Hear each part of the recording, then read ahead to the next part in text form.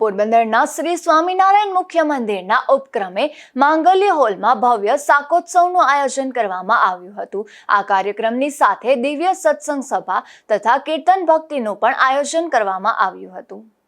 પોરબંદરના 118 વર્ષ જૂના શ્રી સ્વામિનારાયણ મુખ્ય મંદિરમાં પ્રતિવર્ષ ધનુર્માસમાં વહેલી સવારે શીતળ આહલાદક પવિત્ર વાતાવરણમાં ભજન ભક્તિ કરવાના હેતુસર વિશેષ સત્સંગ નંદ સંતો રચિત મંગળ પ્રભાતિયા પદ ધૂન કીર્તન સંકીર્તનની સંગીતમય રજૂઆત કીર્તન્યા હરિભક્તો દ્વારા કરવામાં આવે છે, ત્યારે મોટી સંખ્યામાં ભક્તજનો ઉપસ્થિત રહી ધન્યતા અનુભવે છે।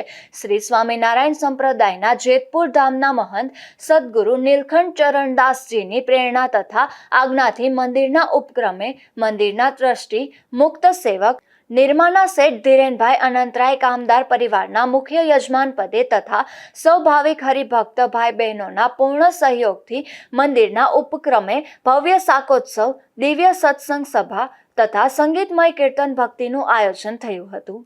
નિપલ પોપટ સાથે અશોક થાનકી, ગુજરાત ન્યૂઝ, પોરબંદર।